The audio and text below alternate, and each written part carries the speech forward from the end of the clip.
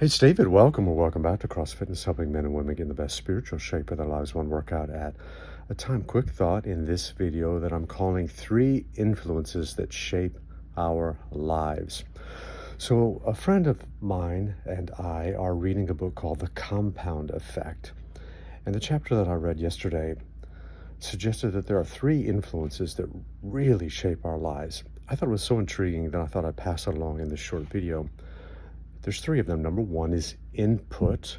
Number 2 is associations. And number 3 is environment. Input, associations, and environment.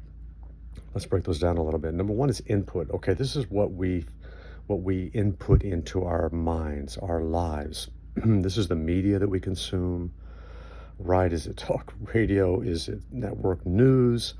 Is it Netflix, Prime Video, etc., and so forth? Are you binge watching YouTube videos and shorts, or Instagram and Facebook and all of that stuff? So basically it's a garbage in, garbage out proposition. And so the author suggested that we really need to be discretionary on what we input into our minds.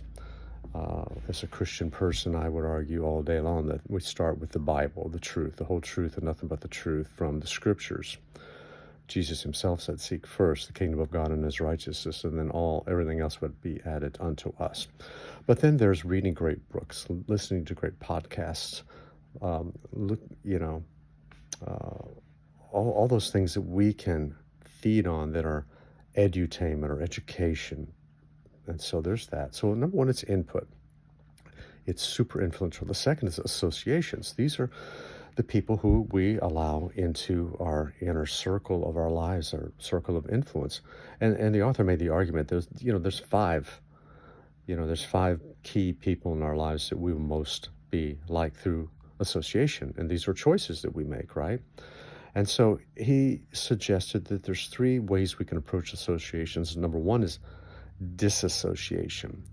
These are people that need to be cut from the team, okay?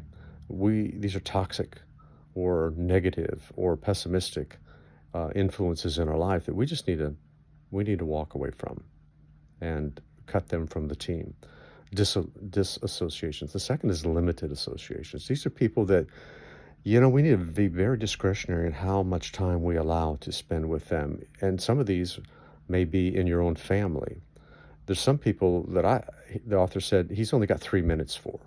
They're too negative. And he can go about 3 minutes with them. Some are 3 hours, and some, these are good people that he can spend 3 days with. They can go on a getaway. He and his wife can go on a getaway with. So, but we got to be discerning and the limited associations if we're going to receive positive input and influence into our life. And then the third category of associations, the author said, was expanded associations. And these are people you can go on vacation with, people you want to sit under their teaching. You want to invite as a vicarious or virtual mentor into your life through podcasts, books, the John Maxwell types, the Jimmy Evans, XO Marriage, Family Life Today, other great ministries, great ministers, great speakers and communicators. And they're out there, and you know who they are. And so we want to invite those associations to influence us and shape who we are. So we've got input, we've got associations, and last we've got environment. And this is no secret.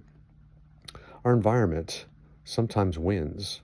If we are in a crazy toxic environment, that's going to influence us. And so we need to make sure we're in the right environment, in the right place at the right time with the right people doing the right things. And so environment, I think that's pretty self-explanatory.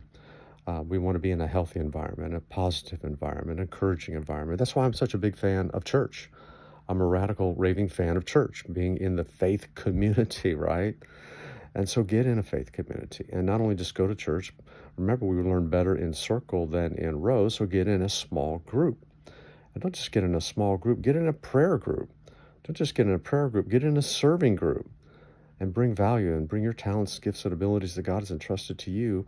And through good stewardship, let's give those back to those inside the church and those outside the walls of the church, and be salt and light in a world that needs it so badly. So let us create our own environment in the space that we're in, whether it's at the coffee shop or the auto repair shop or, uh, Walmart shopping. Let's bring a godly environment that's with a smile on our face, a positive attitude, looking people in the eye, greeting them, initiating conversations, being proactive and intentional to bring a great environment and culture wherever we happen to be. Okay?